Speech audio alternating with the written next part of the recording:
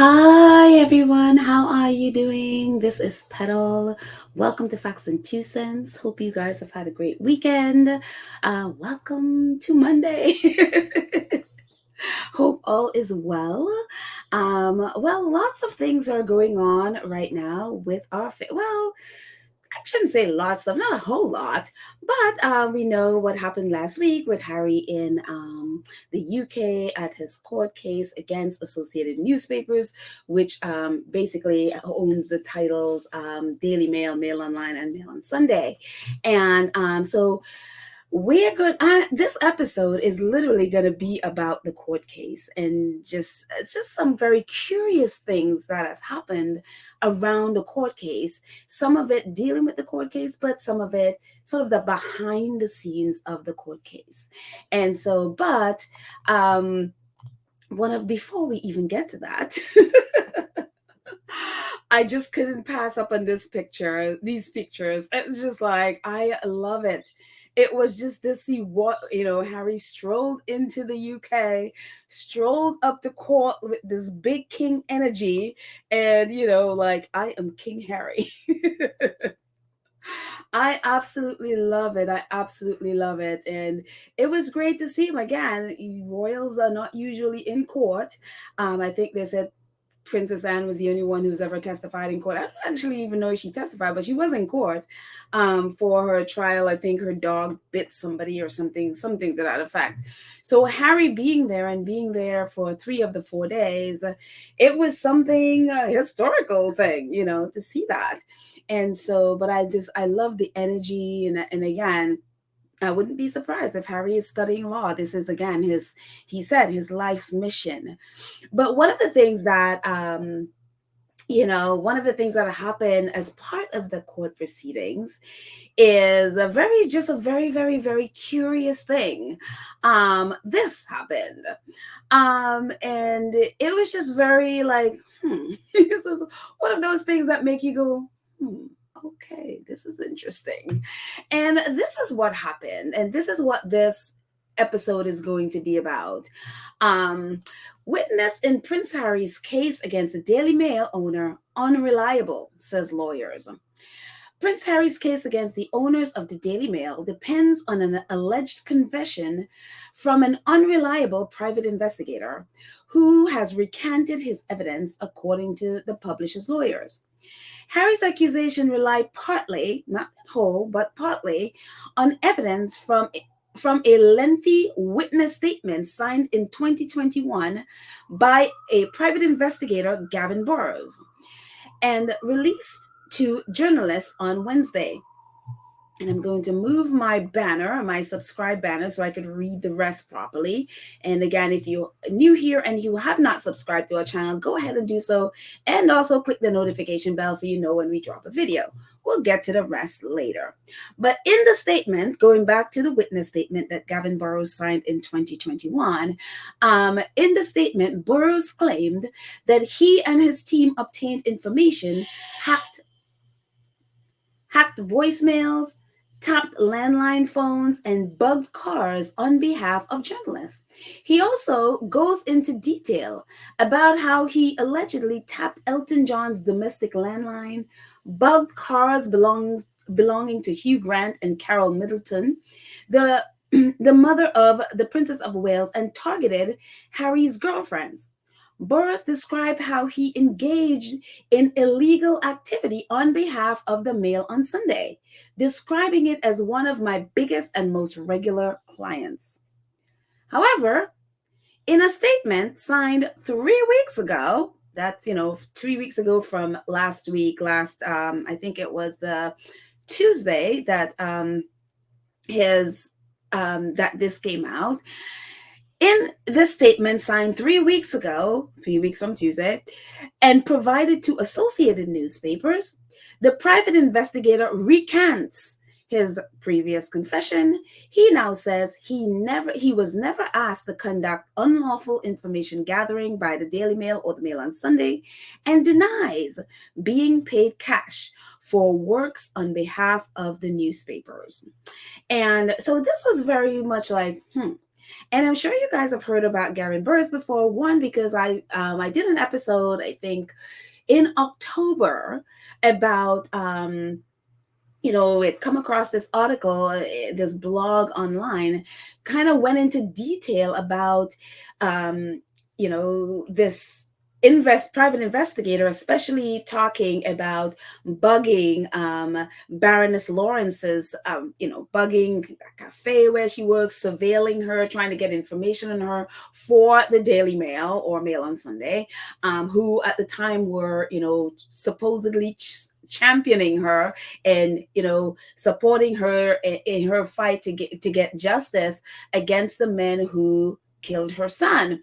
And so while they were doing that, apparently, according to this investigator, he was part of a group that bugged her phone. And so I did an episode talking about that, and part of that episode was this guy, Gavin Burrows. He was talking about that. So I talked about both of them, and the allegations about the court case and about what he said he did. And that all happened, and come last Tuesday, apparently 3 weeks from last Tuesday, Gavin Burrows signed he signed a new statement given to the Associated newspapers, that he recants all of those things, and that he never worked for the Daily Mail and he never worked for the Sunday Times, and they never asked him to gather information for them.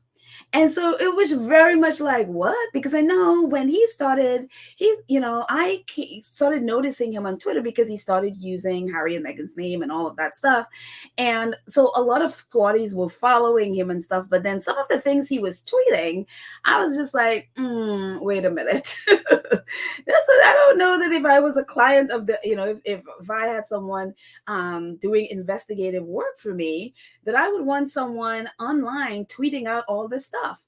And so I never followed him, although I sort of kept an eye on him. And after a while, I just sort of I think I may have muted him or something, because I stopped seeing anything from him. And so I wasn't paying attention to what he was doing. And of course, I paid attention when this happened on last Tuesday. And so also I know Anne, Duchess of Success, did, and when that happened, everybody was like, what? And Anne did an episode last week, a really great episode, which I'm going to put in our link in our show notes. So if you hadn't seen or listened or watched Anne, the Duchess of Success podcast about this, and she did a really great job on it. I'm going to put a link in the show notes so you can watch it. So anyway, and it's so funny, as I went through research, going back and researching some stuff, I ran into one of her tweets when she tweeted at him, and I think he went ahead and blocked her, because she was just like, wait a minute, why are you tweeting all of this stuff? Harry and Meghan are private people. Should you be, and he did not appreciate it. But anyways, one of our squaddies posted this, and I could not find which article she got this from, but about the same thing that happened. It says lawyers for the publishers were not aware of a private investigator's differing statements. Adrian Beltrani, Casey, begins the hearing by touching on seemingly contradictory evidence of a key private investigator in the privacy case, Gavin Burrows. In October 2021, Mr. Burrows submitted a statement to the claimant's lawyers where he appeared to admit of targeting hundreds, possibly thousands of people while working for a journalist at the Mail on Sunday, which he says was one of his biggest clients in the early 2000s. But in subsequent statements to lawyers of Associated Newspaper earlier this month, he denied that he was ever instructed or commissioned to carry out unlawful activities on the publisher's behalf. Mr. Beltrani says the second witness statement from Mr. Burrows was in response to the claims made by the group and not his original 2021 statement. He tells the court that the private investigator's first statement only surfaced on the 20th of March. So apparently they only knew about that Gavin Burrows had given a statement to the claimants, in the claimants being Harry and Elton and Sadie and Baroness Lawrence. All of them have their different lawyers that are teamed up to fight against the Mail on this time. So the Mail on Sunday is saying that they didn't know that Gavin Burrows gave a statement to the claimants' lawyers in 2021. And he's saying it only surfaced on March 20th. And so the judge says, well, there's a slight oddity that when he was asked to provide a statement to the defendant, he didn't say, I provided a statement to the claimants 2 years ago, which is weird. I know. It's like, well, what? How come he didn't tell you that he had already made a statement to it's one of those things in that circle. Anyways, and so this is Gavin Burrows. So when when I heard about it, I went back to his website, and this is, if you don't know, this is him, Gavin Burrows, and this is the private investigator that everyone is talking about, this unreliable witness. So one of the things, just a little bit about him, he works at this, or it seems he's part owner, I guess it seems, of this investigation, private investigation company called Line of Inquiry, or LOI. And so there, one of the things on his, they have like celebrities that they, as you can see, assisted celebrities and politicians. And you can see people that he claimed to have assisted is Prince Harry and Meghan Markle, and Elton John there, and a whole host of others that his company says that they assist. Also, very interesting in his bio, because it's like a group of private investigators. And so if you look in his bio, I'll also link his company's website, so you can check on it yourself. It'll be in the show notes. It says one of the things it lists in his bio, it says prevented and identified key individuals involved in the attempted theft of DNA from HRH Prince Harry. So apparently when Harry was younger and he was doing polo, I guess, somebody was trying to steal his DNA so that they can prove whether he is King Charles's son, or whatever that other guy who people are always saying, I wonder, who was with Princess Diana. And I can't think of his name at the second, but they were like, is he the father, because he's also redhead and all of that stuff. And people are constantly doing that on Twitter, matching up to, and claiming that Harry is his son and not Prince Charles's son. So Gavin Burrows is claiming that he prevented and identified key individuals who were attempting to steal Prince Harry's DNA so they can prove. So who are the individuals? Have no idea. I guess I've never said. And another very interesting thing in his bio, it says Gavin is an active fundraiser and supporter of Centrepoint.org UK, a youth homelessness charity in the UK. That's right. So he is an active funder and a supporter. Well, it's very interesting that he's that, because look who is the patron of Centrepoint and who always is advocating for them, and you always see him whenever he decides to do something to act like he's doing something. Centrepoint is usually where he goes, where he works with, the homeless population, and they, that's what they do. And it's very interesting that he is a fundraiser and all of that, and a supporter of Centrepoint. And again, Prince William, that's Prince William's patronage. So it's very interesting to me. I was like, okay. So he has inserted himself into, in an organization where royalty is. And very, very interesting, Gavin Burrows. Anyways, so it's just, again, when this all came out, last week, and I was just like, okay, one of the things I know is going to happen is I need to screenshot everything on this guy's Twitter, because he's going to delete stuff. And so I went on again. This is what I just read about his claim, that he never, that the Daily Mail or the Mail and Sunday had never, instructed him to collect unlawful information from Harry and Elton and all of that stuff. So I went on his website, and this is what his website looked like, where it claimed like he's working for claimants including Prince Harry. So that's what his, since I came upon him last year, and some of the squads as well. Again, I said some of them are following him. They still follow him to this day. When I checked, I saw some people that were following him, and this is what it looked like the whole time, with Prince Harry's name prominently there. And then I went back on Tuesday. I'm sorry, this came out Tuesday, I think. And then by Wednesday, and I was just screenshotting it. By Wednesday, he had wiped the whole site, his profile, and all he had was Gavin Burroughs, private investigator, which I knew was going to happen. And so I knew, because when he's in a hot seat and he wants to just sort of hide for a bit, he wiped it, which is exactly what I thought he was going to do. I went back yesterday. Now that it's sort of the pressure, I guess, is sort of died down. He put back what was originally there. So I guess he took that down, and then put it back in. So now that people aren't going after him anymore, because with the 24 news hour cycle, what happened last Tuesday is old news. And so back up is now working for claimants including Harriet and others, etc. And so one of the things last year, when the whole case came out, the whole case with Harry and Elton and them suing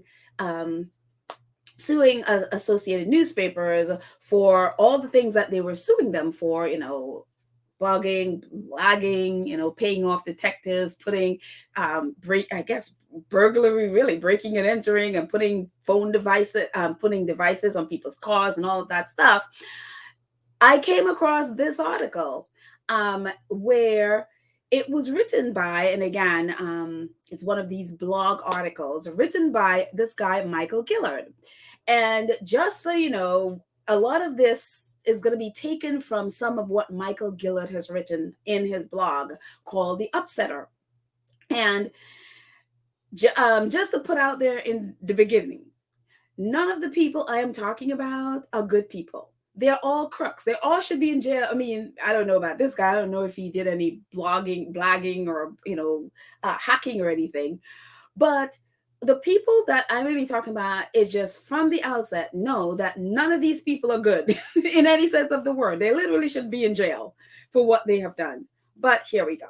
So Michael Gillard, he is the one that writes this blog. And as you can see at the bottom, I wanted to make sure you see, he's a freelance writer, and he's written for tons, as you can see at the bottom there, Emerson Australia, New Zealand, UK. He's written for The Guardian, Daily Mail, Daily Mirror, Sunday Mirror, The Independent, Sun, Telegraph, and more.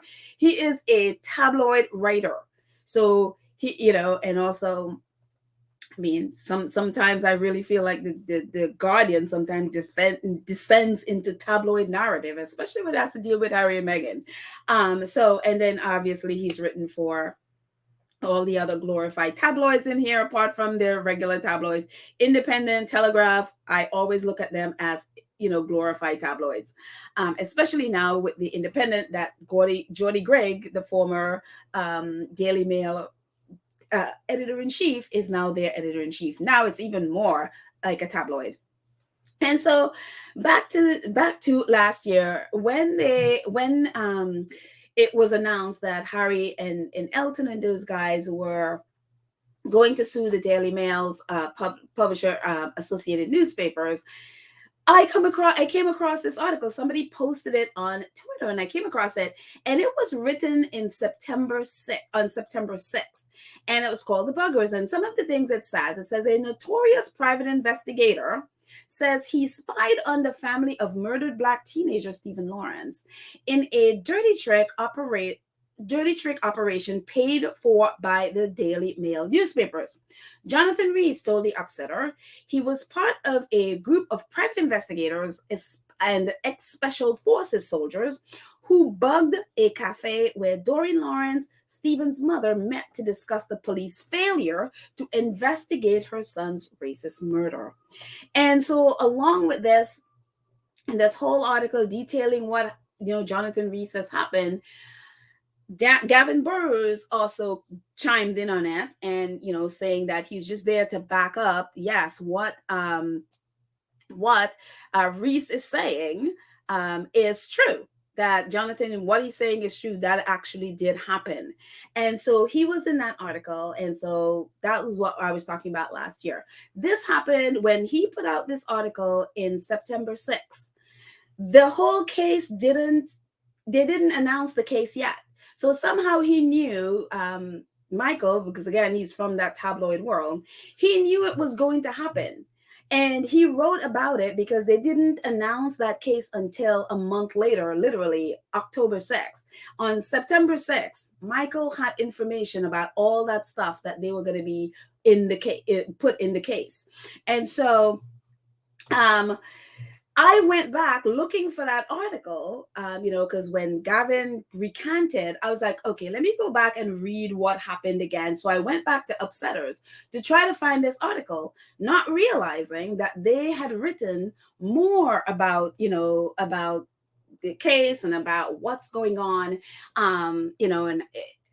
and about also the behind the scenes of what is happening with the court case that is not reported.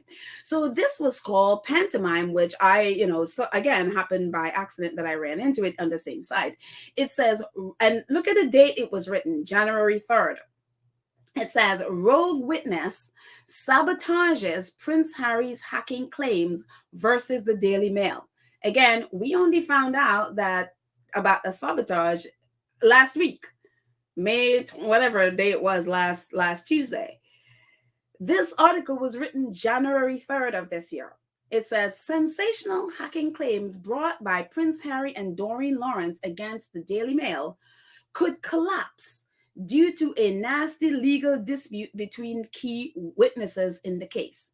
Graham Johnson, a corrupt former tabloid reporter, and Gavin Burrows, a private investigator who did the naughty for the newspapers, are locked in a contractual dispute over a tell-all memoir. The bust-up raises questions about the workings of the secretive network of lawyers and activists behind the claims against the Mail and other newspapers caught up in the phone hacking scandal. So just hold on to this for a second, that Gavin Burrows and Graham Johnson, a corrupt journalist, a former reporter, tabloid reporter, are in a battle fighting each other. And because of their battle, it can sabotage the case that Harry and Elton and those guys are bringing against the Daily Mail. And again, this was written in January 3rd. And so what is happening? So we, as you can see, it talks about, the person that Gavin Johnson, private investigation, is having the battle with is this guy named Graham Johnson. And so who is Graham Johnson? Former Sun Mirror investigations editor pleads guilty to phone hacking.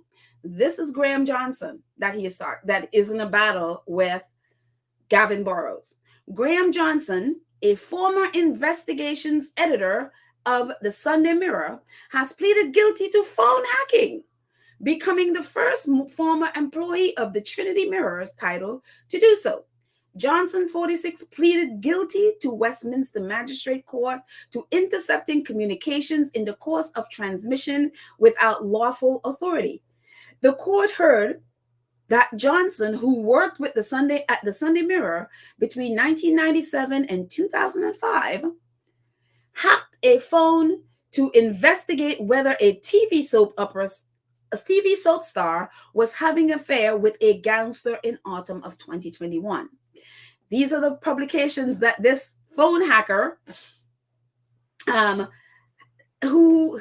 are the people that he's worked with.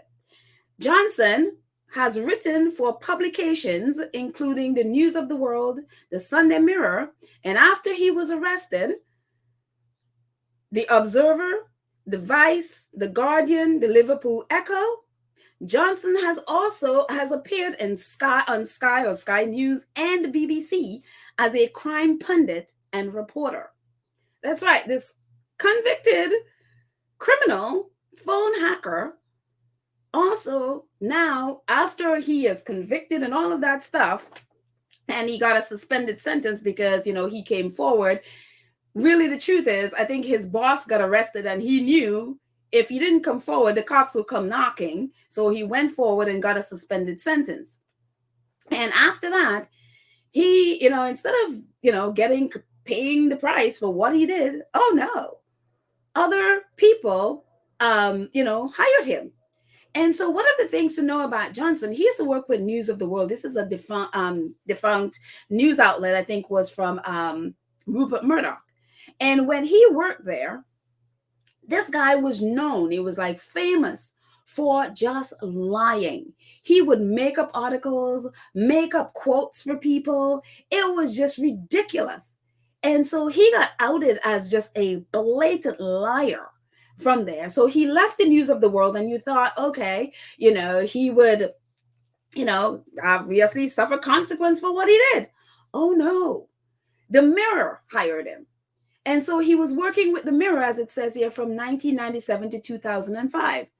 When he worked there, that was during the Piers Morgan era, when Piers Morgan was there, and also the Mirror was hacking people.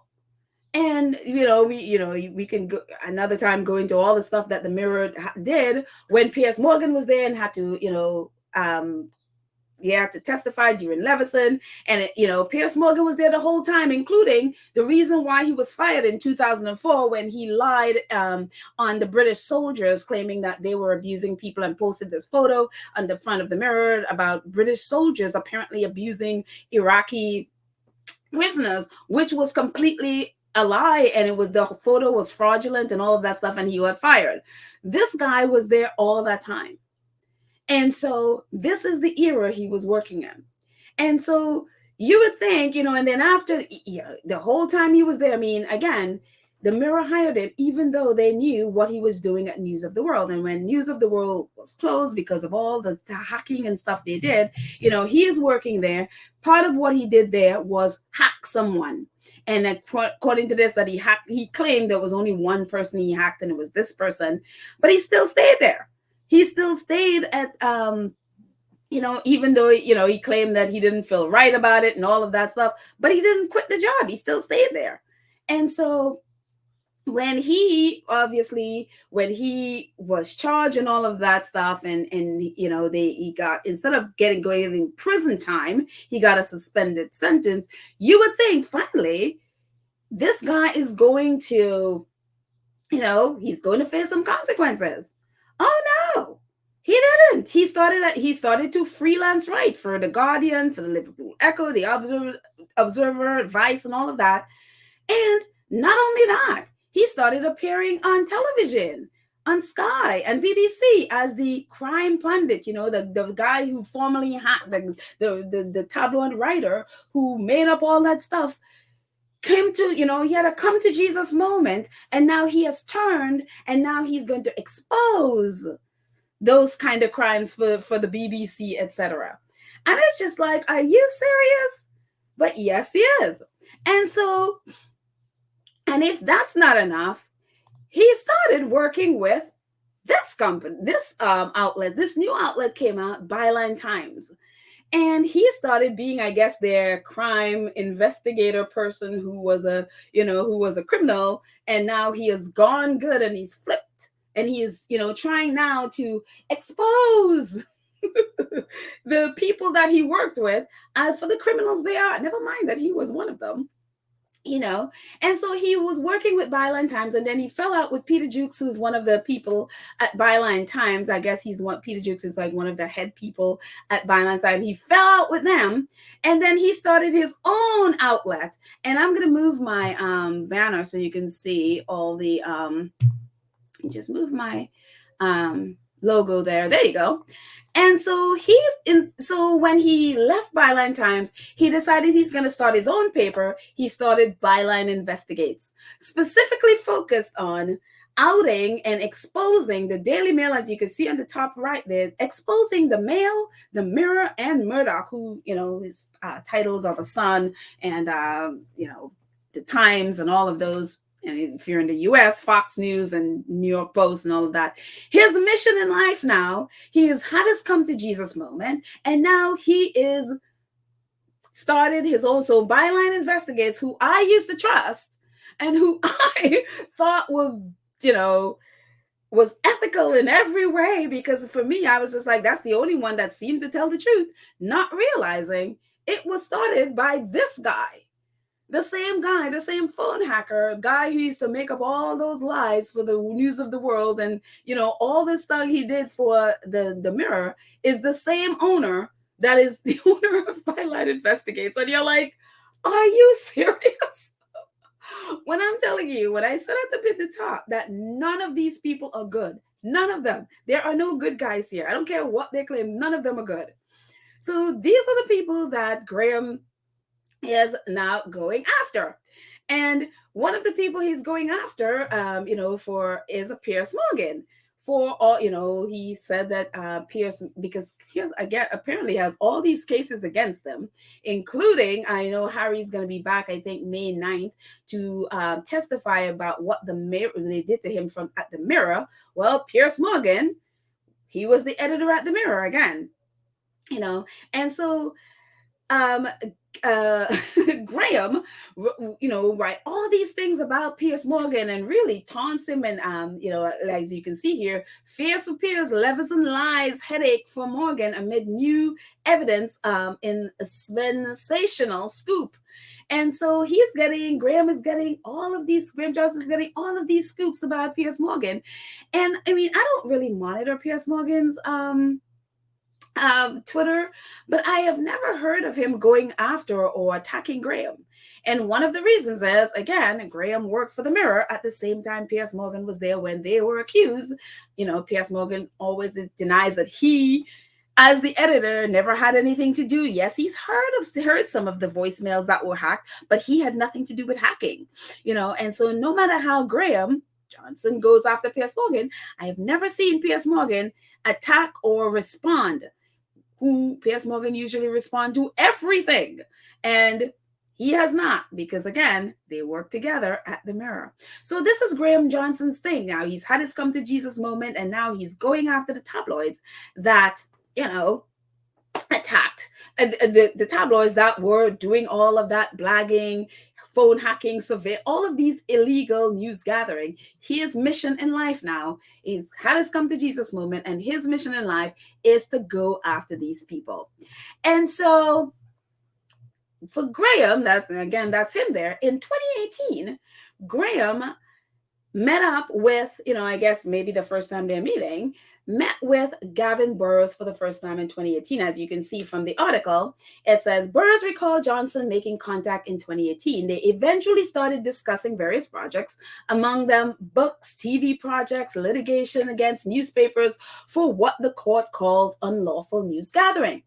Johnson confirms he introduced Burrows to lawyer Anjali Sanjani, but is guarded about their relationship and claims she didn't say what she wanted to meet a key private investigator willing to talk about his work for the Mail. And she also goes on to say, since their first encounter, Burrows has provided several witness statements, having taken legal advice about what he should and should not admit. And so again, as this is saying from the article, they met up and they both confirmed, yes, they met up in 2018, and it was Graham Johnson that introduced him to the lawyers that are now representing Harry and Elton and all of these people. Anjali Sanjani, that's how she says her name. That's what he is saying, that that was the lawyer from that team that they introduced Burrows to. And since then, according to the article, that Burrows has given them several witness statements and, obviously sought legal advice on what, and the witness statement he's given them, it was about his work with the mail, or at least the mail titles. Also, Burroughs met up with this guy named Jonathan Rees, this one right here. And the reason he was able to meet with this guy is because Graham Johnson, wanted to meet with him, but this guy, Jonathan Rees, hates Johnson. So that didn't happen. So he hooked up Burroughs to meet up with him. And in one of their meetings, it says, one day Burroughs returned to London with an incredible story for the ears of Johnson and the litigation lawyer. So Burroughs comes back and met up with Graham Johnson, and the lawyers, and Lee, and all those lawyers that represent Harry and, Elton and all of those. And he had this story to tell them. Jonathan Rees, that's him there, was claiming to have been part of a group of private investigators who, on behalf of the Mail, had bugged Doreen Lawrence shortly after her son's racist murder in 1993. Jonathan Rees confirmed it and went on record. For his part, Burroughs confirmed he had paid Rees for the information on media misconduct and said the money came from fund provided by litigation lawyers. Again, according to this is what he's saying. Gavin is saying, yeah, I paid Jonathan Rees for this information, and that money came from the lawyers. Those lawyers that, again, none of these people are on the up and up. For me, if you're British and you're involved in the government, the newspaper, law, I suspect all of you. Nobody is clean. And so anyway, so that's what they're saying, And so again, this is the guy who claimed that him and a team of people were the one who went and bugged Doreen Lawrence, and they were trying to get information for the Mail stuff, who she's meeting up with, get information. They bugged apparently a cafe that she would meet up with, people in her community to talk about, because the police wasn't doing a great job to try to find the killers of her son. And they had bugged the cafe and all of this stuff. And apparently the Mail at the time was writing all these stories. Even Doreen Lawrence in her court statement said she was really, some of the things that they were writing was really like, whoa, wait a minute. But she, in her heart, even though they were writing things that I guess were not, probably tabloid stuff about her, in her heart, she thought that they were her friends. She really looked at them as friends because they were so-called championing her and championing to get these men arrested, including putting their faces on the front page and daring them to sue them for outing them. And, so she really thought they were her friends and really there for her. So it really is damaging for her to, now feel like she was used because they bugged her and were surveilling her and her friends to get dirt on them and for them to publish. And so Jonathan Rees is like, my team of, I guess he said ex-military people and all of that stuff, we were the ones that bugged her for the Mail. And also, as Gavin Burroughs is saying that he paid Rees. This is what he said to the reporter, that he paid Rees for this information. And so all of this, again, was from this article in, that came out in January. And so one of the things that happened, that information was from the first article, The Bugger, where, Gavin was talking about when it all came out, when he was talking about, bugging Baroness Lawrence. I'm sorry, I just confused myself there. But anyways, one of the things Graham Johnson did as part of their so-called relationship, with his relationship with Gavin Burroughs, is he was the one, if you guys remember The Princess and the Press, that was a documentary that came out in, I think it was 2021, on the BBC, where it was, they focused on Harry and William's relationship and their relationship with the press, how, many in the palace were leaking information to the press against the Sussexes, that William's team were using the press to attack Harry and Meghan. And so a part of that documentary, Gavin Burrows ended up in that documentary. And the BBC also did a podcast on the same episodes. And in the podcast, he was a little more prominent, like he said a lot more in the podcast than he did on the actual documentary, and or at least the visual and so the video, sorry. And so in this is some of the things that Gavin Burrows said in that documentary. It says, Mr. Burrows told the program that there were a great deal of interest in Prince Harry than in Prince William when he began working for the News of the World. At least here he was talking about News of the World. If you listen to the well, actually, let me read it and then I'll come back to the podcast. It says, as explained to me by a couple of editors, Harry had basically become the new Diana, he said. Editors told him putting Harry on the front page sold more copies of newspapers than Prince William, Mr. Burrows says. The private investigator said that when Prince Harry began dating Miss Davy in 2004, it opened a lucrative new avenue of business as her communications were targeted. There was a lot of voicemail hacking going on. There were a lot of surveillance work on her phones, on her comms, or her communications. Chelsea would brag to her friends when she was going to see him, he said. He said investigators were interested in her medical records, her boyfriends, and details of her education.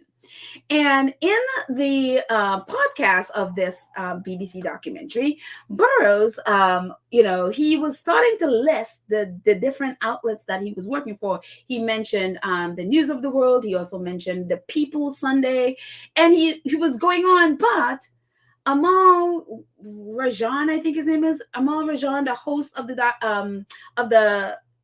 the documentary, cut him off, so he didn't finish listing the names of the people that he worked with. So in the documentary, he doesn't say Mail on Sunday or the Daily Mail, because Amal kind of cut him off and went on to talking about something else.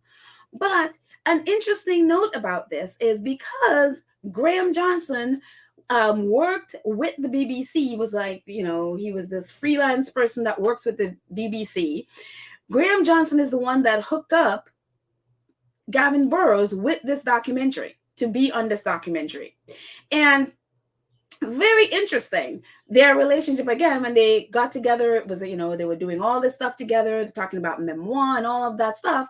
And a part of that relationship was getting Gavin Burrows to tell his story on this documentary, where he basically talked about his come to Jesus moment, and he just wanted to do the right thing and all of that stuff he was saying on this documentary, and just be, blah, I did this and I want to come clean and talk about it and help people who have been hacked and black. And he seemed like at the time very like, oh, okay, this is what's going on. And so on October 6th, Byline Investigates, yep, that same one, owned by Graham Johnson, that obviously we didn't know anything about Graham Johnson back then, but Byline Investigates dropped this article, and that was the first time we knew what was happening with this court case.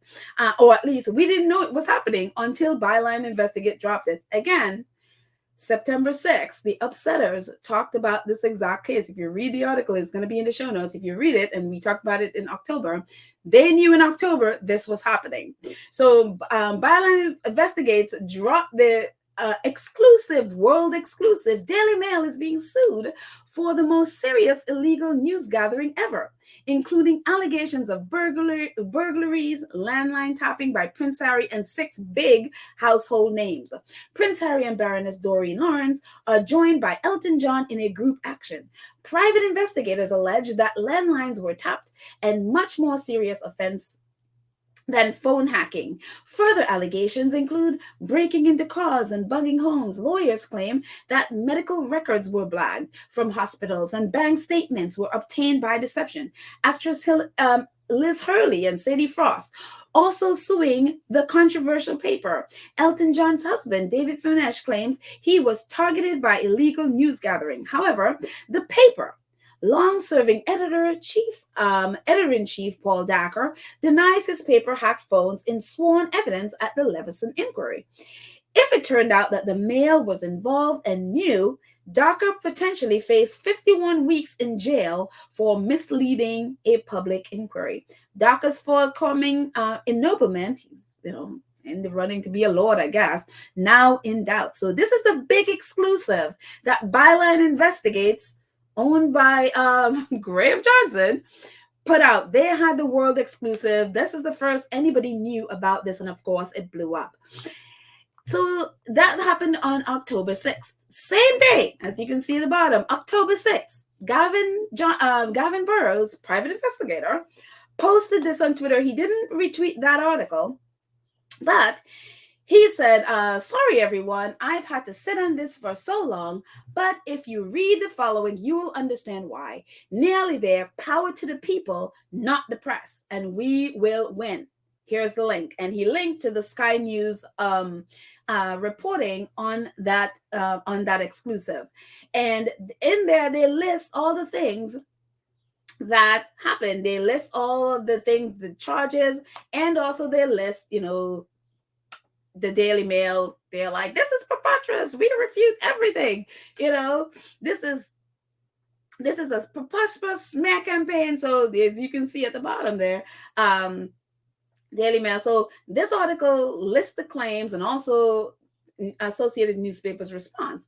Also on that day, Gavin Burrows also tweeted at the top right. It says, I owned up and assisted all parties in their action. They are now by being honest about what I was involved in regards to said parties. I signed witness statements, ticked spreadsheets, and owned up. So that's what he tweeted at 1:47 p.m. on October 6th. The next day, in the same, because people were responding to him, and I guess next day he started responding to people who in his feed that were responding to his tweet. He says, I think I have taken accountability by owning up to it and to assist the action now being brought.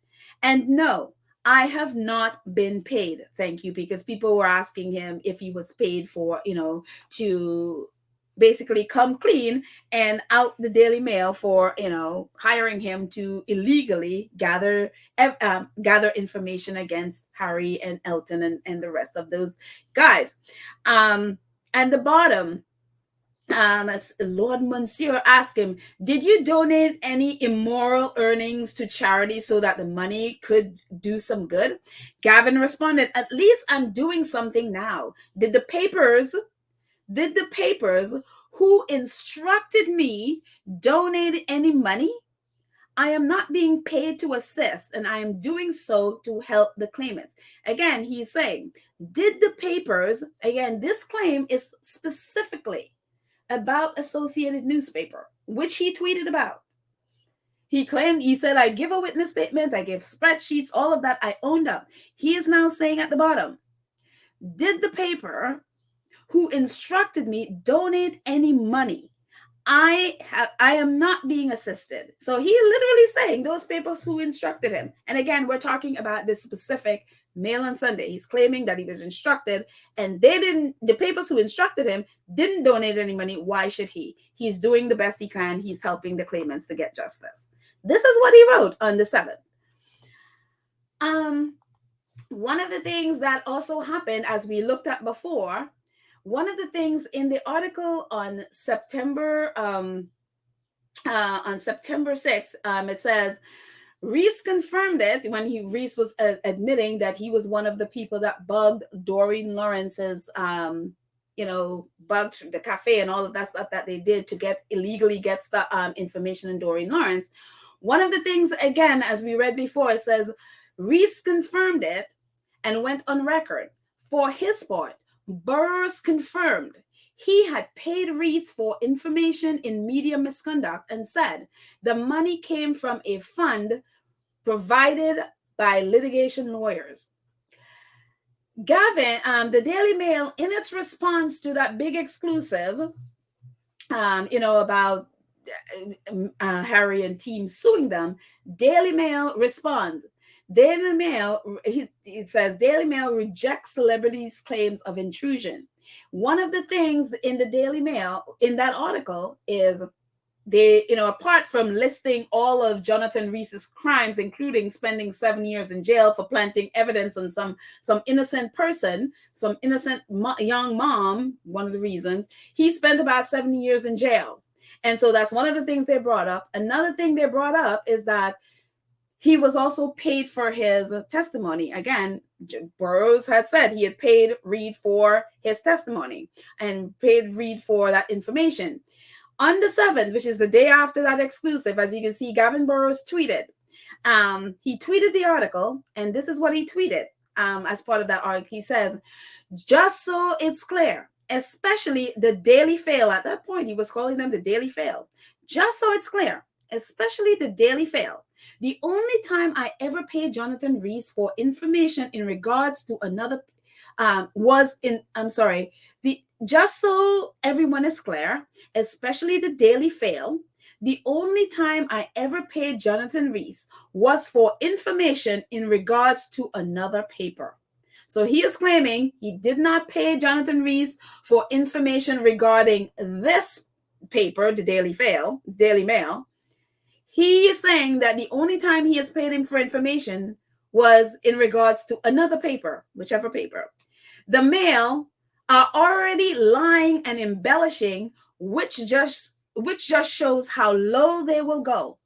I have received a warning that they are gunning for me. So that's what he tweeted the day after the exclusive on October 7th. As you can see, that's what Gavin Burroughs tweeted, that the Mail they are lying and embellishing, and they are all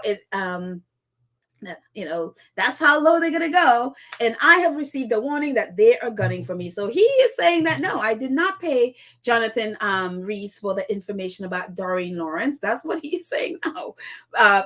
Again, very different from what he said to the reporter when he's confirmed, when Rees confirmed what he did, and Gavin said, well, yeah, I paid him, and it came from the litigation lawyers. Now he's saying that, no, when he paid, I guess he got other information from Rees with other papers. He's saying, no, when I paid him, it was not for this. It was for something else from another paper. So that's what he's saying. That's what he tweeted on the 7th. Same day on the 7th, Gavin Burroughs tweeted, somebody claiming to be acting for the Daily Mail /Fail are now offering me a deal on what else I know. I would not engage with the scum like that. Big mistake on whoever made that phone call.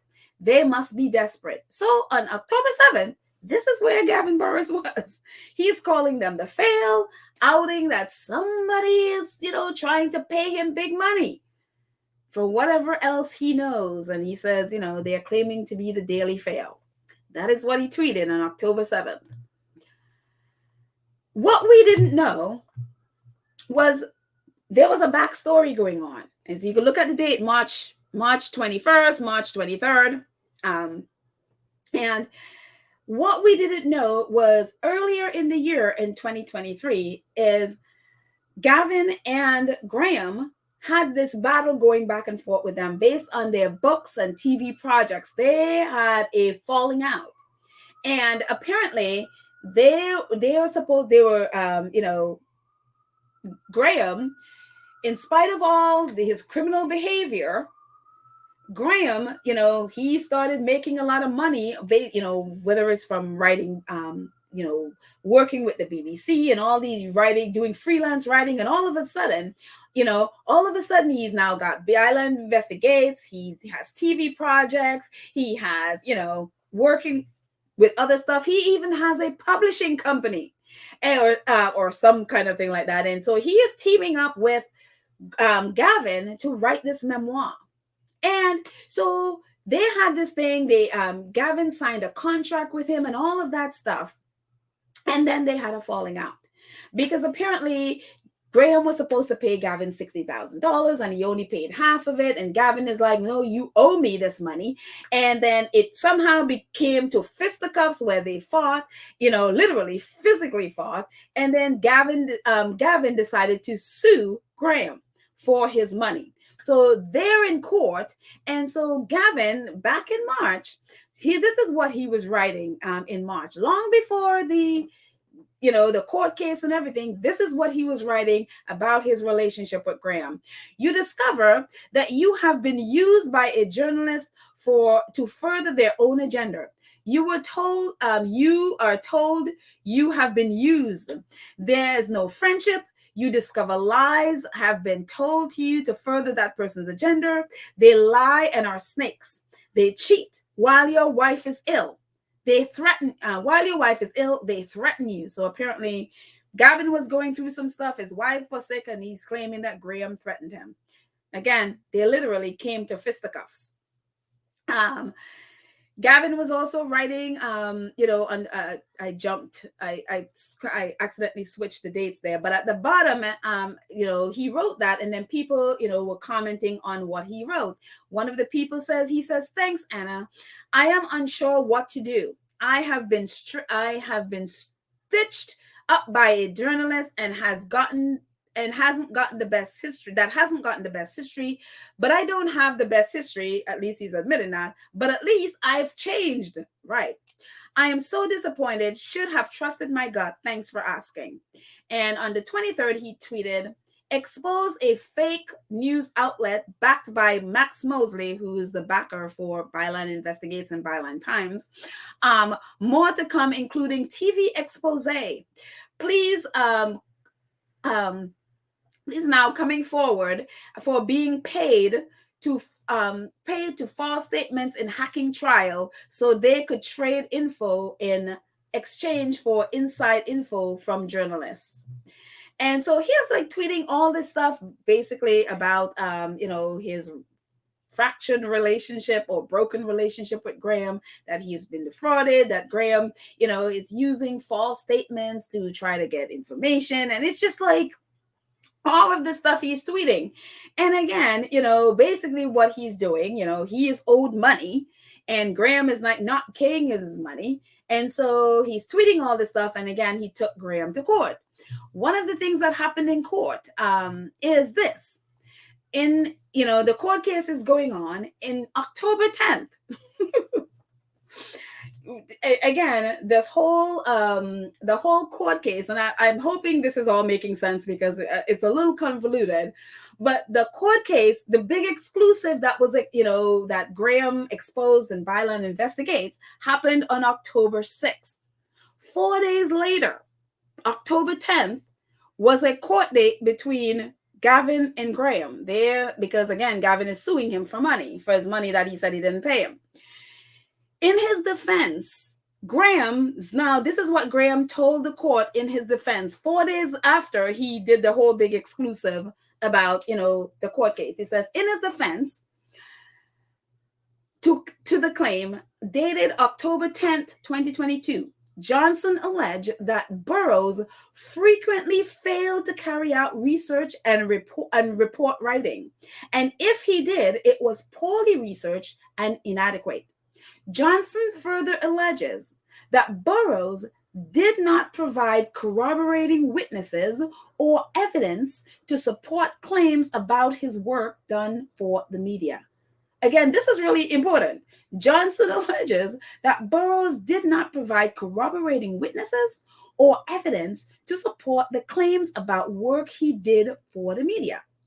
And also they, the article is also pointing out the obvious, because it says this is significant allegations because Burroughs already had made several witness statements for the claimant's lawyer. That's Harry and Elton's lawyer. He made several witness statements for the claimant's lawyers, ready to be deployed in litigation against the Mail, a well-placed source confirmed.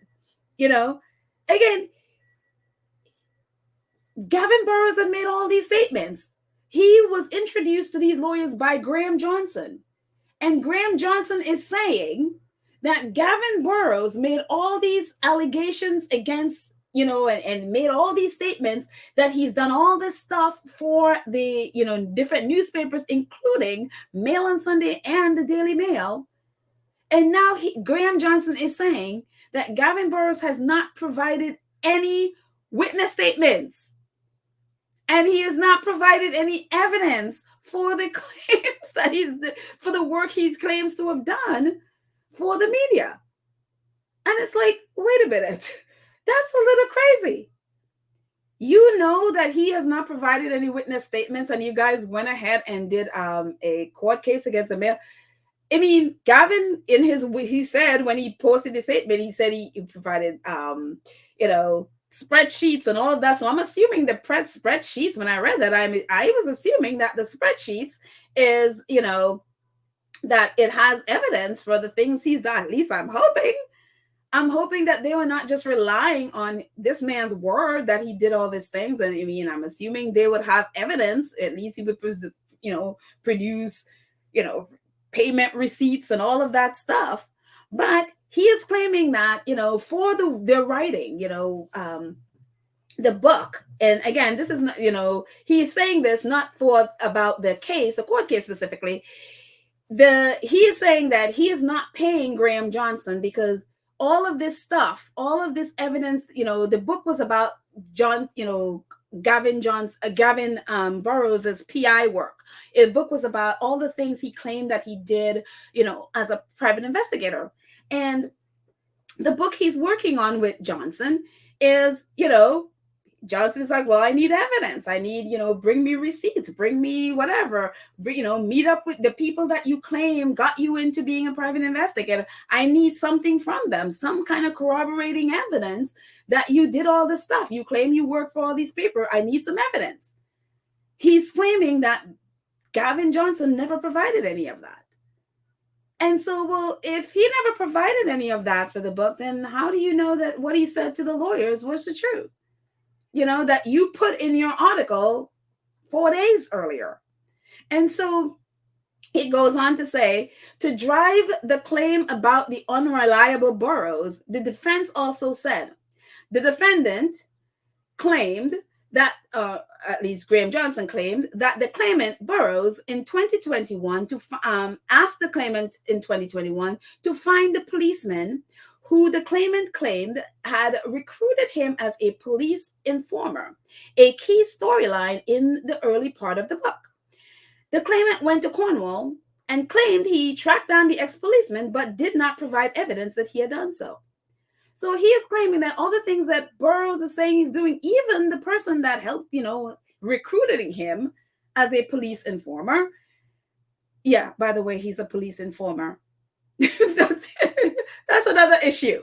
But yeah, Burrows has provided no evidence. And so my thing was like, well, okay, this guy, didn't provide evidence. So did he provide evidence for the, Harry and Elton and those guys' lawyers? And again, if you read up on the court case last week, Graham Johnson was in court with those lawyers, Elton and Harry's lawyers. One of the people that was there in court with them was Graham Johnson.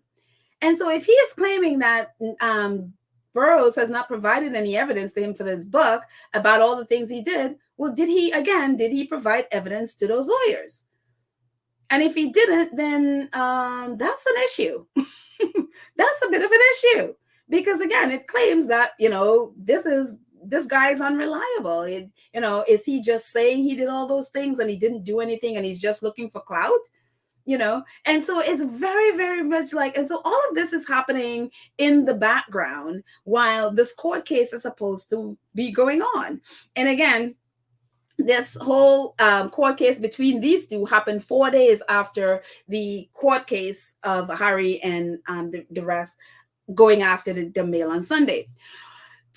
And so when I saw this, I was just like, okay, what is this? What is Burrows' character? Like, again, last week he recanted a story. And now we're hearing that, he is not providing evidence for the things he claims that he is doing. And I started thinking about it and looking up, only to realize, going back through his Gavin Burrows tweets, he started around the same time, started tweeting about this case, Levi Davis's case. And if you don't know who this is, Levi Davis, and this is a bit of an aside, Levi Davis is this rugby player who went missing in Ibiza last year. Around October 8th, so right around the same court time, right around the time when Harry and and Elton and stuff started suing the Daily Mail. This happened where this rugby player went missing.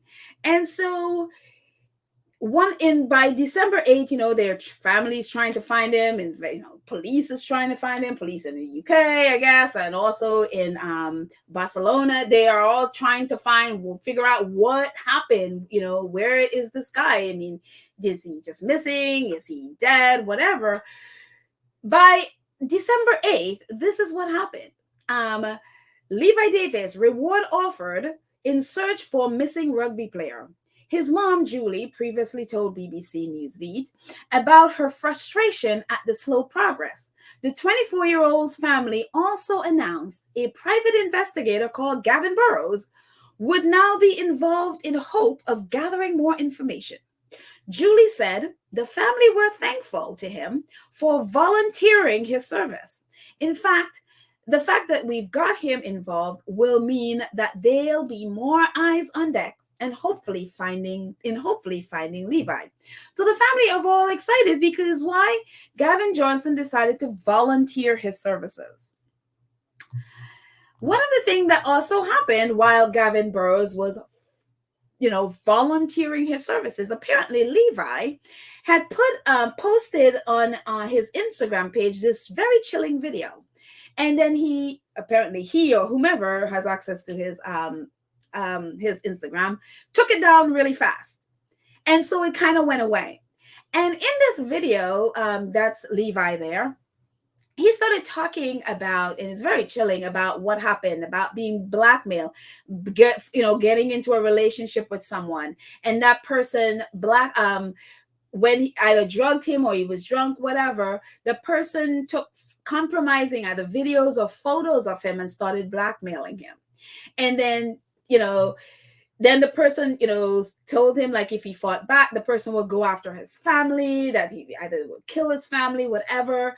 And he tried, I guess he went on, he disappeared for a while, tried to get away from whomever it was that was blackmailing him, and then finally decided, okay, I'm going to take my power back. I'm going to come back. And, wherever he went off to, I'll post the link to the video. It's in the Daily Mail, just so you know. They're the ones that had it.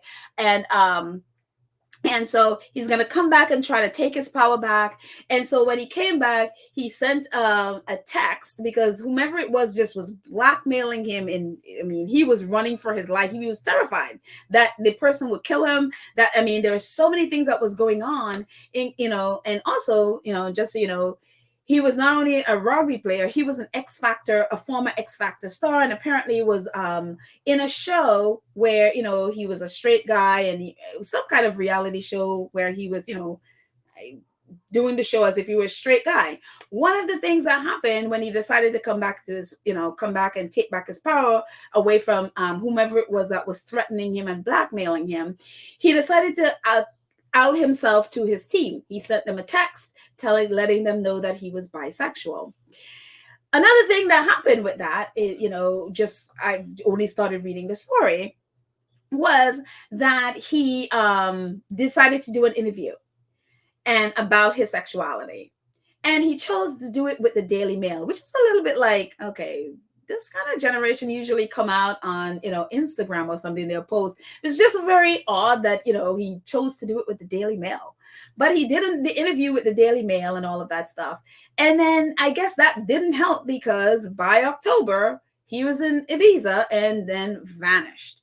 And again, all of this was happening, and he was still running for his life. He tried to get help. He tried to tell his family about it. Nobody would help him. Nobody could help him. He then went to the police, and he told the police everything that was happening, the people that were blackmailing him, the threats that were made on his life, all of that stuff. And everything he told the police told the people that were blackmailing him. And it's just like, well, how was the police? And then the people who were blackmailing him, informed him that they have friends in the British media. And it's just, and he was like, well, how is this possible? Like, every single thing I told the police, all these private things, ended up back in the hands of the blackmailer. And so he posted this video, and again, I'm going to put the link there. Again, warning, it's from the Daily Mail. And he put the link there and then took it down really fast, so it was gone. And then on February 3rd of this year, this is what happened. The Daily Mail wrote this article, or at least the Mail Online wrote this article.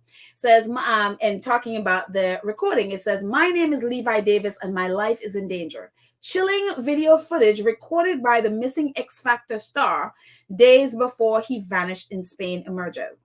Davis, 24, posted a chilling clip on social media shortly before he disappeared in Barcelona in October. Barcelona in October, but it was quickly deleted, raising suspicions that someone other than Levi had access to his account.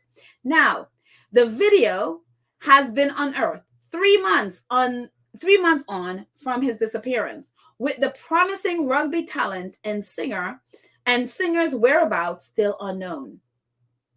In a black and white clip obtained by investigator Gavin Burrows, Burrows' firm Line of Inquiry, Davis stares into the camera and delivers a speech with deadpan expression. In the clip provided to Mail Online by Burrows, that's right, Gavin Burrows, on February of this year, February 3rd, it says, in the clip provided to the Mail Online by Gavin Burrows, Levi said that after he completed his stint on the X Factor in 2019, he met an unnamed individual with whom he began a relationship and met regularly until one time he was drugged. Investigator Gavin Burrows told the Mail Online, that's right, the same Gavin Burrows who in October was calling them the fail, and that he would never ever get he would never do anything with them because they're scum, whatever, calling them the fail and everything. The same investigator Gavin Burrows, according to the Mail article on February 3rd, investigator Gavin Burrows told the Mail Online, that's right, he's contacting the Mail Online, "We received several anonymous pieces of information that point to the fact that Levi's disappearance is not voluntary. There are definitely people in both London and Barcelona who know what happened to him, and we are following the lead we have been given." On February 10th of this year, Gavin Burrows told the Mail Online. That's right, Gavin Burrows again in touch with the Mail Online. Gavin Burrows told Mail Online investigators. Gavin Burrows told Mail Online, investigators have submitted a suite of evidence to the Spanish police that suggests an unnamed man drugged, groomed, and manipulated Levi over the course of several months, and thus behind the disappearance in Spain last year. So this is all Gavin Burrows, the one who would not entertain the Daily Fail. There he is, completely giving them information. Completely. I mean, there are so many outlets that Gavin Burrows could have given this footage to. He chose to give it to the Daily Mail. And by March the 5th, this was what happened. The family of the missing rugby player, Levi Davis, has broken ties with the private investigation firm when that has been on the trail of the X Factor celebrity star after his disappearance in Barcelona in October. Davis was last seen leaving an old Irish pub in Barcelona, popular La Rambla Boulevard, on October 29th. Since then, the firm led by Detective Gavin Burrows' line of inquiry has floated a number of theories, and shall we say conspiracy theories, including that he had $100,000 debt that he had been kidnapped by Somali mafia. And this is what the family said. The family says, "We are grateful to private investor Gavin Burrows and his team for the work they've done. We have asked that while we are grateful to private investigator Gavin Burrows and his team for the work they have done, we have asked that they now leave this matter to the legal authorities," Julie Davis says. As part of their investigation, line of inquiry found and released a 15-minute video in which David explains that he is being blackmailed, alleged that he has been filmed performing sex acts after being drugged. According to the Daily Mail, Gavin Burrows said last month that he is not convinced that the blackmail was related to his disappearance, but it needed to be investigated by authorities. The fact that a private detective could listen to that video and now claim that, that has nothing to do with disappearance is baffling to me. But again, by the 3rd of this month, by the 3rd of March, and it was reported on the 5th, that Gavin Burrows, the family was like, "No, we don't want your services anymore," because all of these things, whether that Levi was in $100,000 debt, that he was kidnapped by Somali mafia, and all of this stuff, all of these conspiracy theories were all floated by Gavin Burrows, and stuff that he was feeding the tabloids. And the family, there's an article that said the family was so distressed about all this stuff that was being fed to the tabloids, and it was really damaging to them, because they were like, you're damaging the reputation of our son, And so that's why they're like, we don't want you. Thank you for what you've done, but no, leave this now to the authorities. And so they basically fired Gavin Burrows. And so the Daily Mail wrote an article. The last article they wrote about it was in March 5th, where they basically pointed fingers at Gavin Burrows and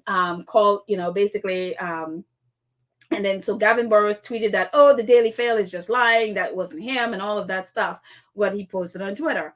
But again, this is another situation where Gavin Burrows claimed to have all this, all of this evidence for things that, whether, that he was, that Levi was in debt, that he was he's probably being kidnapped by a Somali mafia. And he was putting all this stuff out in the tabloids with no evidence. He has not provided any evidence, because according to the family, and he was even, putting out that, that some of Levi's friends from X Factor were part of, that they were somehow linked to it, that they may have evidence or something like that. And, all of this stuff that he was putting out there and has not produced any evidence at all, and was really distressing the family. So that's why the family was like, they fired him.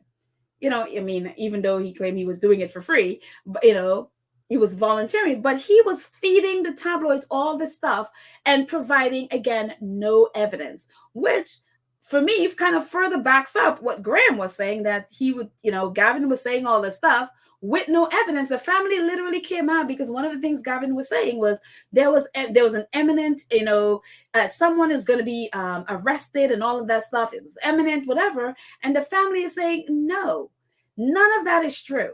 There was no imminent arrest. There's nothing to do with, Somali mafia, all of that stuff. None of that is true.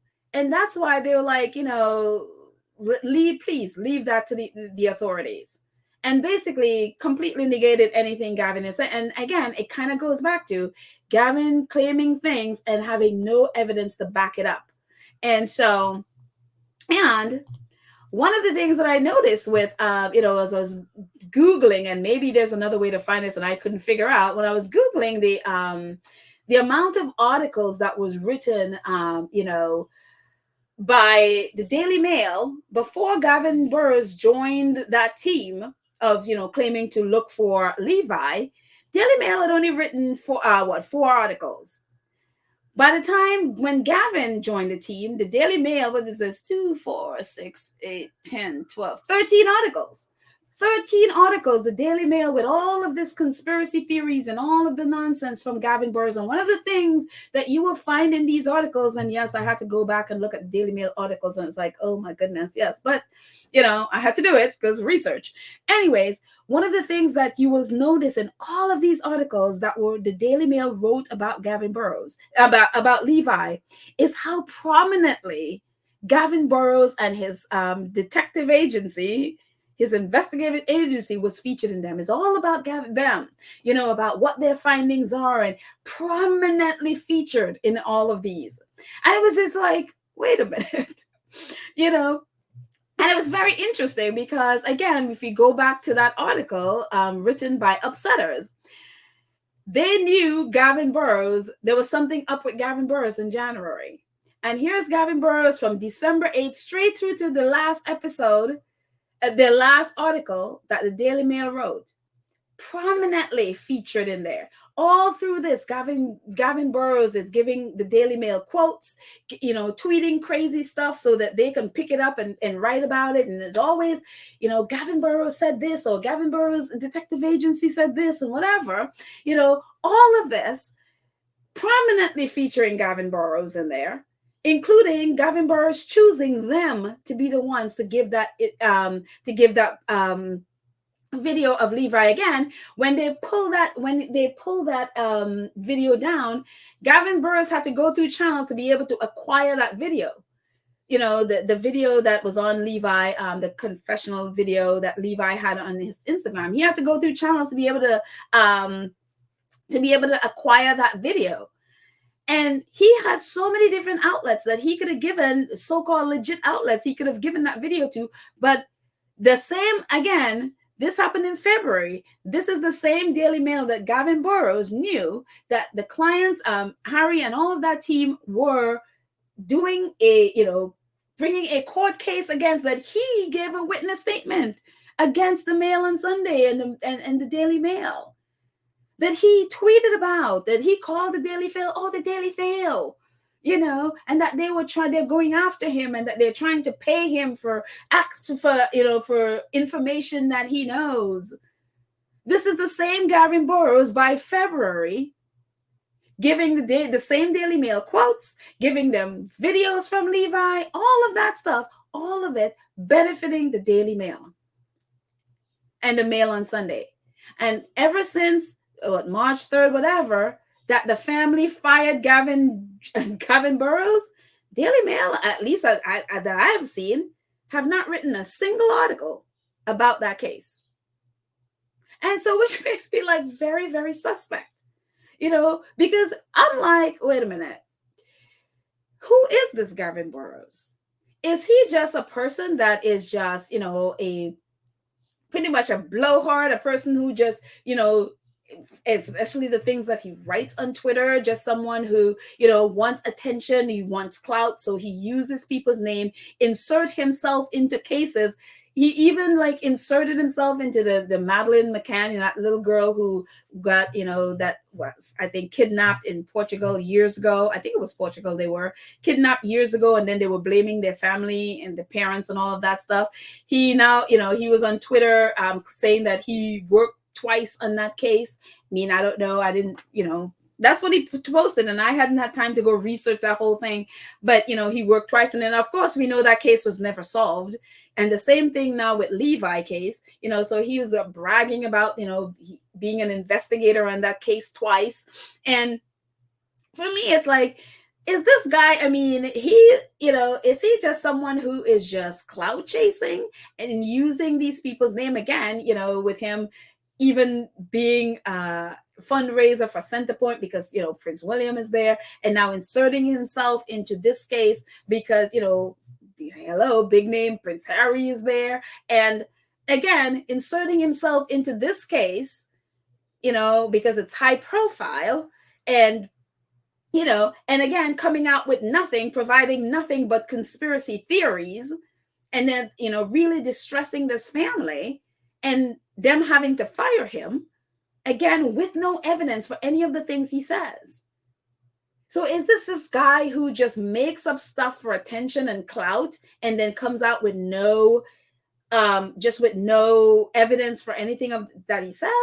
Or is he just playing both sides, where he can claim this for one side, which he did, again, witness statements, and then claim, oh, no, yes, we're going to get those tabloids. And then on the other side, still working with the Daily Mail, as we can see, as we clearly saw, that with him giving, really providing the Daily Mail with quotes, giving them this video and everything, he's clearly working with the Daily Mail.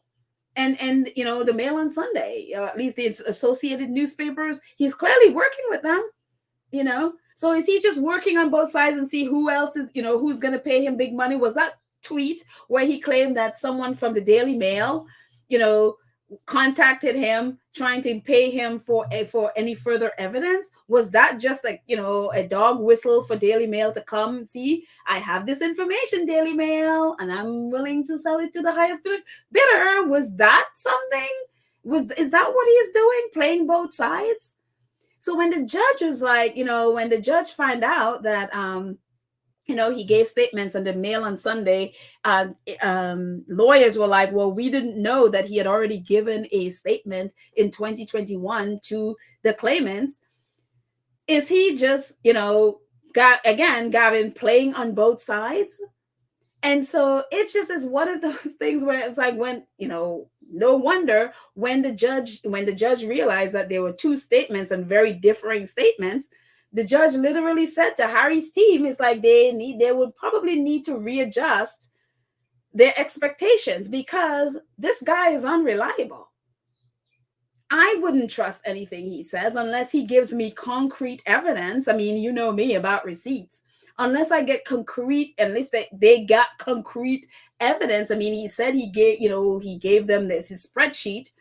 Well, is this just a spreadsheet of things he wrote, or is there actual receipts, like actual payment from the Daily Mail and Mail on Sunday to him that says, no, this is what you pay me with with their signature? I mean, what are the evidence that he has given, to Harry and Meghan's Harry and Elton and those guys' lawyers to say that, no, I am credible? What are the evidence? And I'm hoping that, for their sake, that they have other evidence apart from Gavin Burrows. And, hopefully they also have a stock of documents from the Leveson report. And if the judge allows them to use it, and whether he allows them to use this or allow the case to go forward and they go to discovery, where they could demand that from the Associated Newspaper lawyers, they could demand it and get it. And so, but that depends on if the judge allow it to go forward, and if the judge could also limit some of the things that they can get. So I am hoping that what came through Gavin is not what they're relying on, because again, this guy is not credible. So I'm looking at this and I'm like, I wouldn't trust anything he says at all, in any sense of the word. Because for me, and again, it looks like, and from what he's been doing, it seems like whomever pays me money, I'm going with. Again, this whole thing, it comes back to his relationship with Graham Johnson. This whole thing is Graham Johnson, and the things that he's tweeting is like Graham Johnson and him is in a fight. And because Graham Johnson is the person that introduced him to the lawyer, he's trying to discredit Graham Johnson, with him trying to discredit Graham Johnson's, character, which is not much because Graham Johnson is also a criminal, but it's affecting the case because, again, Graham Johnson is saying, but you didn't provide me any evidence. And it's like, if he didn't provide you any evidence, and everything he says about his work case, again, with the news report, with the publishers, with the news publishers, if he hasn't provided any evidence, well, then what happened to what he said with the lawyers you introduced him to? Did he provide any evidence there? So again, it's really, and I hope this isn't too convoluted, because it's kind of like one of these, the whole thing is all of these people are crooks. That is it. they are crooks and they're making money off of, Graham Johnson including, making money off of whether it's phone hack, blag, whatever it is, they surveil, all of this illegal stuff that they did. They made money from doing that stuff. They didn't really get any, there was no consequence. And now it's like they're trying to make money on the back end with their come to Jesus moments and saying all the stuff that they did, but then they're also getting paid, even though, now Gavin Burrows was claiming earlier that he was never paid for any of this, that he's doing it for free. Well, then, then he tweeted that the Mail on Sunday is, after him to pay him. And all of a sudden, he is now giving information to the Mail. And it's just like, are you serious? And so this is what he tweeted recently, as of March 31st, because people were, tweeting at him like, whoa, what do you mean you recanted your story? So this is what he tweeted. A lot of you seem to be asking why I changed my statement. I did not make this statement. I was like, what? I have not dealt with paralegal conman convicted criminal Graham Johnson in over a year. He goes on to say, have received no letters from any lawyers. A document that of that magnitude would require wet signature and me giving to a lawyer's, whatever. I mean, in the year of 2023, Graham, there's something called e-sign. Yeah. He goes on to say, it is a cut and paste of my evidence from News Now or News of the World and Sunday People. And the document was apparently electronically signed. Hence, I contacted the Mail lawyers. Paralegals out to make money for non-existent claims. Also, on the day of signing, my doctor can prove that I was not in a state to sign on it. So now he's saying that, that whatever evidence that the lawyers have for the Mail that he tweeted about earlier, that that they are using against the Mail is from evidence that was given when from the evidence from News of the World and the Sunday People, and apparently not from the Mail, something that happened with the Mail, which is completely different from what he said. Completely different. And now he's admitting that he's the one that contacted the Mail lawyers. Well, you were already working for them, Gavin. I mean, hello. We just, again, we just looked at his contact with them during the Levi, when he was working with Levi Davis's family. So he apparently now saying that, he contacted because apparently the lawyers are using evidence that is not from the Mail, and it's just like, okay. And then he's now saying that his doctor can prove that on that day he supposedly signed a document, he was not in a state to sign, and that they need a wet ink. And I was like, not in the year 2023, not even in the year 2021. There's something called e-signing, which is absolutely legal. And so it's just like completely turned his, And so again, I would never trust these people. None of these people are trustworthy. I'm hoping that Harry, has evidence from other investigators that they're not relying on this guy, even if he's brought in, to testify, they can still bring him in. Even if he does, can you really trust anything this guy says? And again, I don't know, but would I be shocked if the Daily Mail paid him to say what he said? I wouldn't be shocked. They have deep pockets. They do this stuff all the time. I wouldn't be shocked at all. But I mean, I don't have any evidence. But again, he was the one that was, dog whistling that they were coming after him to pay him for stuff he had. Would I be shocked? No. Again, during the Levi case, all the people that benefited the most was the Daily Mail from his, conspiracy theories. And so I just, please pray for this. Please pray for this case, because who knows what's going to happen with it. Hopefully the judge, I mean, if there's enough evidence there for the judge to be like, you know what, You may not have all the evidence now, but as we go, you will we could discover more and more things. I'm sure if they use, what was in the Leveson report, that more stuff will come out. One lawyer at least Harry's lawyer what's in those documents, because he was a part of that, the Leveson inquiry. So he knows what's in there. So that's one of the things that the Daily Fail are trying to keep, from the public and keep private. And so if the judge allowed them to use it, then more evidence will come out. And so, but again, when it comes to this guy, there is no way I would trust anything he says.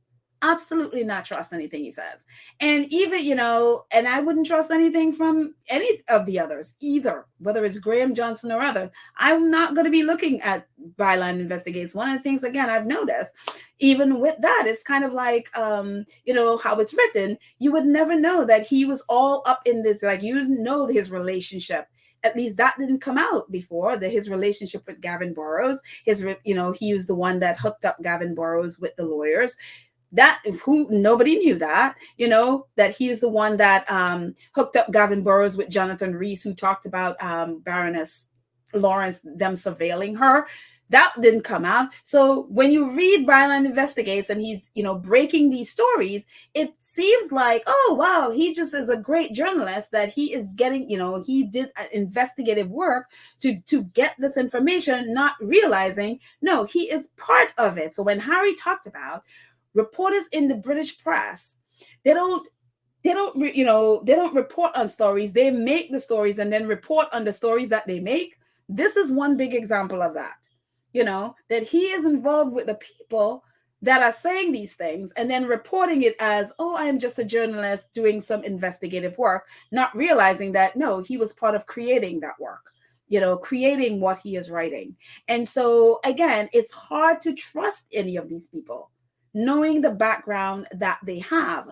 And, on a side note, going back to Levi Davis's case, and again, I only started a few days ago reading up on the case. I heard about it back in October when it happened, but then I didn't pay attention to it, so I didn't know anything about it. And it's only because I realized Gavin Burrows was in a part of that case, and I started reading up, and unfortunately I have to go and read Daily Mail articles. Oh God. But the more I read about what has happened to him, and then I watched that video and saw some of the things where he's talking about the blackmail, the people setting him up. And first of all, knowing who he is, like a rugby player, he was on X Factor, which, as we know, is that show, is a singing show and make people a star. He was an X Factor, he's a rugby player, all of those things. For me, if I was, and then him talking about being blackmailed and, people blackmailing him, and then, targeting his family, and then they have a relationship with the police, and everything he told the police went back to his blackmailers and all of those things. And then have, the blackmail basically having to do what the blackmailers want him to do and all of these things. And then they photograph him in all of these different compromising situations and all of these things. The more I read about this article, if I was the parents and the family of this guy, my first look at who was blackmailing him, my first look would be the British tabloids. Levi Davis is the perfect person. He's like the perfect victim of how the tabloids work and how they manipulate people, how they blackmail people, how they destroy people's lives. Every single thing that this guy talked about, it was a check mark at how the tabloids work to destroy people's lives. And if I were the family, that would be where I'd start, with the people who were blackmailing this guy. Especially the fact that when he was, one of the things he had to do in 2022 was out of nowhere, tweeted to his team and come out as gay, or at least bisexual. And then he gave an interview. I'm like, well, why did he, again, choose to give that interview to the Daily Mail? What is that relationship there like? Why the Daily Mail? And so, and then seeing his, the Daily Mail's relationship with Paul Burrows and how they benefit and all the stories they've written about this case. And I'm like, the only person that really, really benefit from this is the Daily Mail. And I'm like, that would be where I'd start if I were the family. Again, I don't have any evidence and I don't know the whole story, and I'm just reading about it now. But everything that I've read so far about his blackmail and all of that points to a British tabloid, whomever of them, and how they use investigators to target innocent people so that they can blackmail them, use them, and destroy their lives and basically control their lives. This is what the blackmailers have been doing to this guy, controlling his life. And all of those things, for me, it points to somebody in the British press doing it to that guy again with his background as X Factor and as a rugby star. It is compelling tabloid stories. It is compelling tabloid drama. And that's where I would start. Now, I don't know, if they would have anything to do with his the literal disappearance, in Ibiza, but where that blackmail comes from is, for me, that's where I'd go. I would start finding out, and try to find out what role did the British press have to play in this. And also, especially where he talked about when he went to the police, and the police, everything he said to the police went back to his blackmailers. One of the things I've learned with even looking at this and researching Gavin Burrs and all that mess with Graham Johnson is in an interview with Upsetters. One of the things that Michael Gillard pointed out was a lot of these tabloid reporters have relationship with the Metropolitan Police.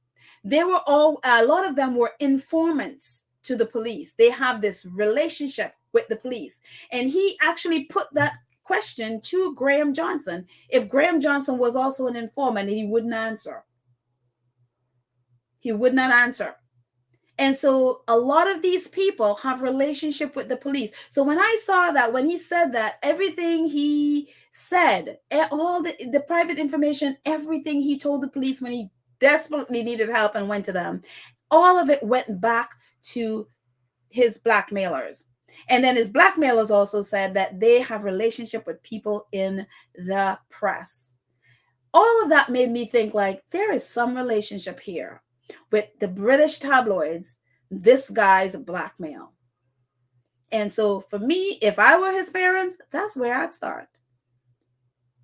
That is exactly where I'd start. And again, I have no evidence for this, but all of it is a check mark for me with the British tabloids, because that is how they destroy. And again, Levi is the perfect victim. He is the perfect victim for them, especially if they found out that he was bisexual and looking for a way to take him down. This would be the perfect thing. And so I could be wrong, but if I was the family, that's where I'd go. That's where I'd start. But anyway, I hope this all made sense. I know it was convoluted, whatever. It is just, I did it because I'm speaking about it because there is just a lot. I mean, these people are not good people. None of them. I don't care how many of them, but they come to Jesus moments and all of those things, including that one who came out that, what the son did to Meghan when they, got hold of her phone records and all of that stuff. All of that came out in Byline Investigates. And so for me, Graham Johnson is a part of that one also. And so again, it's just like, it's reported as if it's investigative work, not realizing that they are part of the It's like they're creating the story and writing about the story as if they investigated. It is just crazy. It is absolutely crazy that these people, and that's one of the reasons, again, I'm sorry, I'm going on about this. This is one of the reasons that people like Piers Morgan can fail up, with all the things Piers Morgan, and we've talked about Piers Morgan before and all the things, I mean, with all the, the invasive photography and all of the hacking and stuff that he's involved in that he claims he didn't know. I mean, whether it's, Paul Newman, what's his name? Heather Mills, actually, sorry. Heather Mills is hacking her, whether it's hacking Charlotte Church, whether it's all of those things he claimed. Oh, I didn't know about hacking Millie Dowler, which is how I think the Leveson started in the first place, hacking her phones, which he claimed that I have no idea about. All of this stuff, all of the things that Piers Morgan has done, all, next thing you know, he ends up on GMB. Next thing you know, he ends up on, what is it, X Factor, or whichever of those shows, Simon Cowell shows, he ends up on. And all of these things, these people, they fail up, they do all of these things, yet they are given an opportunity, instead of being, suffering consequences of what they're doing, they're all given an opportunity to come back into the cycle, the news cycle, sort of reinvent themselves and claim, oh, well, at least with, Johnson and his people, they've had their come to Jesus moment, and now they'll make money working for so-called reputable outlets like the BBC and the Guardian. And now they're here to take down. Meanwhile, they're still involved in this stuff. And maybe they're not hacking anymore, but they're still making money from people who did this stuff. And it's crazy. None of these people are clean. None of them are clean. And so it's really, again, definitely pray for Harry and this, this court case that they have evidence away, because again, this guy, no, I would never trust anything from them. Neither Johnson, none of them, because this is, this is craziness. This is utter craziness. And so anyways, yes, please pray for the case. Because, again, I'm hoping and praying that Harry is able to, and this whole team is able to take down the Daily Mail, because again, the Daily Mail is really, really scared. They are terrified. This is one of the things that they are doing when the court case was happening last week and reporters were reporting on it. One of the things they did, they filed to have the names of their reporters, that reporters in other outlets are not allowed to report on the names of the 73 journalists or reporters from the Daily Mail who are who are alleged to be the hackers and the bloggers, whatever, who are in the court case. The judge gave them, the judge approved it until it moves forward, then that could change. But they were able to win that. They also, people were reporting on actual, British outlets from the UK were reporting on what is actually going on in court, what the Daily Mail people were doing while that, what they were doing last week. They were calling other news outlets to complain about what they were reporting. The fact that they have the audacity to call other outlets, like the Guardian is the one who reported about it, that the Daily Mail people were calling other news outlets to complain to them about what they were reporting on the case. And it's like, for them to have the audacity and feel like they could do that, it's just like, are you serious? But they did. And so they're desperately trying to tamp this down. They're desperate. They want this court case to go away. And I think because they know that, that they can prove that they did it, hopefully without Gavin Burrows. So again, if, for Harry and Elton's part of it, if they don't get Gavin Burrows and Jonathan Rees, their case is definitely, as the judge says, they may need to, reconsider what, the effect that this will have on their case. So prayerfully, the judge can see through a lot of stuff and allow it to go forward, and they can get evidence from other places. But anyway, this is it. This is what I got. Hopefully, I know this was a lot. It's a lot. It's very convoluted. But the whole thing is that Gavin Burrows is trying to destroy Graham Johnson, who he has this beef with. And in so doing, he is willing to destroy this case, and for whatever reason. So anyways, that's it. Thank you guys so much for watching. Hope this all makes sense. If it doesn't, let me know. What I'm going to do is put all the links in the show notes to all the articles so you can read it yourself and hopefully that makes more sense. And so, but anyways, thank you to our awesome moderators, Lydia, Church Nelly, Karen M, Cookies and Cream, who definitely they are a lot less simple and not convoluted. They just make our space wonderful and calm. Thank you so much. Thank you to our 2 cents crew for supporting the channel on a monthly basis. I appreciate every single one of you so much for all that you do to support the channel. Thank you, thank you, thank you. As I put our banner back there, thank you to our awesome Gold Star supporters who support the channel on a monthly basis. I appreciate every single one of you so much. Thank you, thank you, thank you for that. Thank you so much to he's just actually, there we go. We have some more. There we go. Thank you, thank you, thank you. I appreciate. And yeah, so thank you so much, guys. And also too, thank you for all of you who support, whether it's by super thanks, super chats, super stickers, just straight up donation. If you donate from PayPal or Cash App, thank you all so much for all that you do to support the channel. I appreciate every single one of you. Thank you guys so much for watching. And again, I hope it all makes sense. I know it was convoluted. I will put all the links in the show notes so you can read it, and hopefully that makes sense. But the big thing is, please pray for this case. It needs some help. It needs credible people, and hopefully there are other evidence that is credible that the judge will hold on to. And so, yeah.